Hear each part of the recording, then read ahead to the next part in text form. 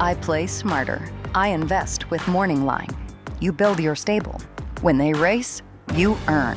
Buy, sell, trade, anytime. Morning Line. Own the game.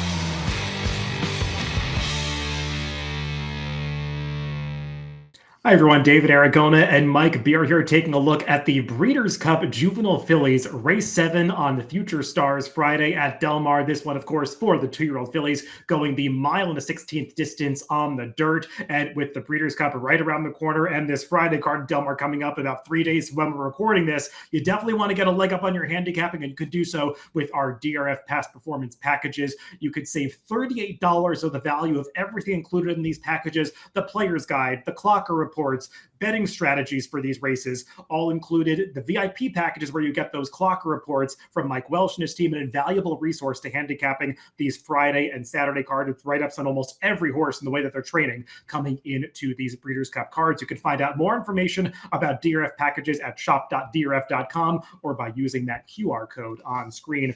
Let's throw up the field of 9 fillies that have been entered for this Breeders' Cup Juvenile Fillies. And Mike, we already did a video for the Juvenile where it's a very top-heavy race. It feels like there's a real quality in the field, not necessarily depth. There is depth to this race. I'm not sure how good this crop of 2-year-old fillies is right now, but it feels pretty wide open. Yeah, I agree. I don't think there's anybody to really have a lot of confidence in as far as a lean goes in this race. Explora, the 7 for Baffert, is the morning line favorite.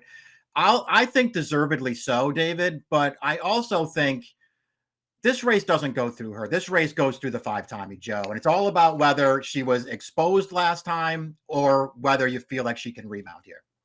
Yeah, it's a good point. Tommy Joe was the early favorite for this race going back to the summertime at Saratoga. Stubbed her toe last time. We'll see if she can get back on track here. Let's take a look at the Timeform US pace projector for this Juvenile Fillies, because both of the horses that Mike just brought up do have early speed. Tommy Joe has run some of her best races when she's forward, though she hasn't shown herself to be some need-the-lead frontrunner. And Explora, maybe she looked like a frontrunner early on, but they took the blinkers off and taught her to rate last time in the Oakleaf. So, Mike, I don't think either one of these fillies needs to be in front, but they both have natural speed.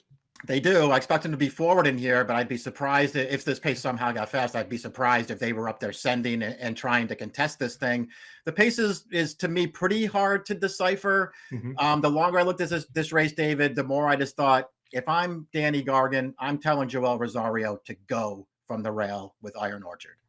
Could be. Taught her to rate last time in the Frazette, but he had a different post that day, and drawing the inside might force the hand of a horse like Iron Orchard, or maybe even that second-time starter Meaning, who showed a lot of speed on debut. She's making just the second start of her career. Let's go through this field from the rail out, beginning with the horse that Mike was mentioning could be a potential pace player, the number 1 Iron Orchard, and we'll take a look at her most recent start when she won the Grade 1 Frazette on New York bred, stepping out against Open Company, stretching out in distance for the first time, and you had to like the way that she showed a new dimension in here, Mike, because she had basically been all speed in her first couple of starts sprinting, and this time they risked it by taking her off the pace, hoping that she'd be able to finish when they asked her. She did, and I like right here at the end of the race where she gets a challenge from the inside, and she really digs in to hold that horse off.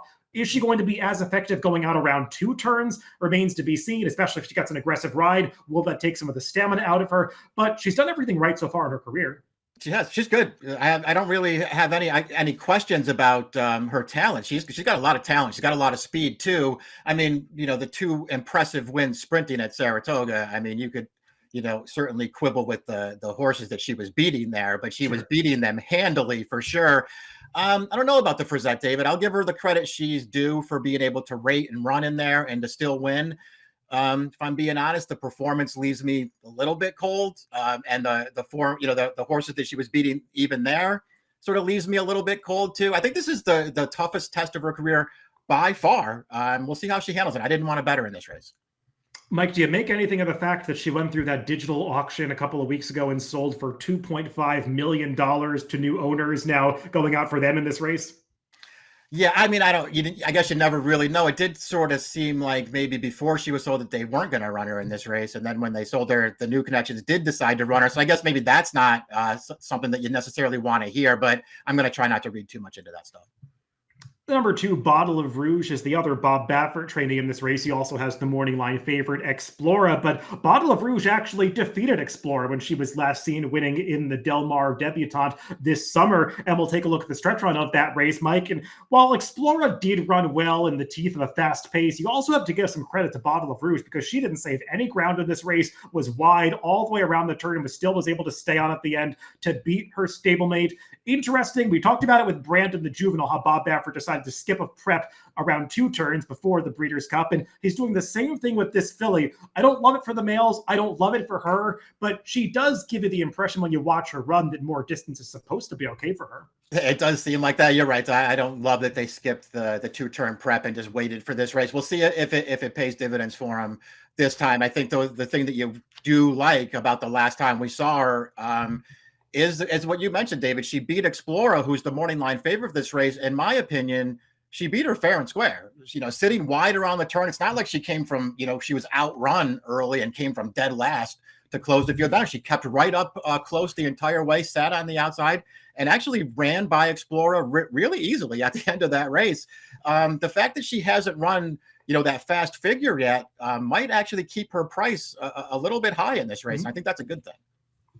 The number 3, Meaning, is the least exposed of all the runners in this race. She's only run 1 time. It was a win at Los Alamitos, but it was going 6.5 furlongs, Mike. She wasn't facing anything close to stakes competition in that race. There was not a whole lot behind her. She looked good doing it. She's got a little bit of pedigree to stretch out, but they're asking an awful lot of her in the second start of her career. I mean, she's not my kind of horse. She did look good winning that race first time out at Los Al. And I will say, for her to, listen, maybe there was just absolutely nothing in there. I don't follow those races that closely, but she was 1-5 in that race, David. So they liked this horse. They bet her right down, and she won like a good thing that day. So maybe she is this good. As we've already sort of talked about, or at least talked around at the Open, it's not like there's a bunch of killers in here. The number 4, Percy's Bar, has officially finished second to Tommy Joe in her 2 Grade 1 tries so far. Was a distant second across the wire in the spinaway. She actually crossed the wire ahead of Tommy Joe in the race we'll take a look at here, the Alcibiades, but got demoted by the stewards. Fairly, I would think, because she did really slam into Tommy Joe at the top of the stretch here, as you will see. Mike, I don't know what you think if Tommy Joe was ever going to go by Percy's Bar. I think that's been a debate coming out of this race, but Percy's Bar did seem to take a step forward with a stretch out in distance. I just don't know if I can visualize the same trip for her setting a moderate pace against this field. Exactly. I mean, that's, to me, the whole key to her good performance last time when they stretched her out was the ride. Machado did the right thing there. He put her on the lead. They already tried to beat Tommy Joe from behind in the spinaway. She didn't come close. Yes. The only way they were going to beat her last time, she had the inside draw. They went right to the lead in there, and they took their shot. It kind of worked out for them. I'm not expecting her to run to be that competitive in this race necessarily, David. I really do like all of her races. I thought her first 2 starts were really impressive wins. But last time she had her shot there to take advantage and get a big Grade 1 win, and unfortunately she didn't get it. You know the thrill of picking a winner, but instead of just running to the window for a quick payout, I play smarter. I invest with Morning Line. Morning Line is a more sophisticated way to use your skill and bankroll without putting it all at risk. Build your stable. When they race, you earn. Buy, sell, trade, anytime. Keep the action rolling without burning your bankroll. This is playing the ponies, elevated like a boss. Morning Line. Own the game. The horse that was fouled by Percy's Bar last time, Tommy Joe, she was really good over the summer at Saratoga. She looked like a future stakes horse when she won her debut and then delivered on that promise in the Grade 1 spinaway, beating Percy's Bar pretty soundly. There was no question as to who was superior on that day in late August. But Mike, you have to question when she stretched out around the 2 turns. I don't know how you feel if she was ever going to win that Alcibiades, if she had gotten the opportunity to fight back. But even by the point that she got fouled, it didn't seem like she was traveling that great. So does it give you some questions about how far she really wants to go? I mean, I think it has to, just because even if she had managed to fight her way by Percy's Bar in the stretch of that race, I mean, she was working really, really hard. And I think it's pretty clear at this point, it wasn't going to be a fast race regardless. And so it seems like she regressed when they stretched her out last time, for sure. Are there legit excuses to be made for that? I don't know, man. I mean, as good as she was in the first 2 starts, she certainly didn't move forward last time. You're not really supposed to be trying to make a bunch of excuses for 2 to 5 shots. But she was in an uncomfortable position on the first turn of that race, and then had to, sort of work really hard chasing a decent horse on the lead in there. I'm not going to sit there and say I trust her to bounce back, David, but I will say this. If she bounces back here and runs her good race, I think she's going to win this one. Yeah, I'll be interested to see how she's bet. She was a tough one for me to price on the morning line because I could see her vying for favoritism with Explora. I could see her drifting up to 9-2 in this race, and maybe the latter price would be the right price to take on a horse who looked like she was so talented earlier this summer. The number 6, La Ville Lumiere, is a horse who has run twice on the dirt, has run twice on the turf. She has earned her faster speed figures on the dirt, even though she's never won on this surface, but she did run okay last time in the Oakleaf behind Explora and Wally. Never looked like she was a serious threat to either of those fillies, but maybe she picks up some pieces for a minor award in this race, Mike. Yeah, I just feel like her only chance here is to hope that pace projector's right, and we get a really fast pace with the favorites hitting up front. It falls apart, and then a horse like this one can come running late maybe and pick up some pieces on paper anyway. And just based on her most recent start behind Explora, she's not good enough. The number 7, Explora, is the horse that I pegged as the morning line favorite in this Breeders' Cup Juvenile Fillies, and it's based primarily on how professional she was when she stretched out around the 2 turns last time in the Oakleaf. We'll take a look at the replay of that race. As I noted earlier, Bob Baffert took the blinkers off that she had worn in her debut and the Del Mar debutante to get her to settle in this Oakleaf, and it really worked. They did not have any intention to go to the frontier. They raided her outside a couple of rivals. She took over pretty easily when asked, to the quarter pole, and then opened up at the stretch. Wally was the one that I think a lot of people were expecting to improve with at a distance, but she could never get close to Explora on this day. So the fact that she ran this mid-80s by around 2 turns and doing it so professionally, Mike, and the fact that this race is run on her home turf out in Southern California, she does feel like the horse to beat.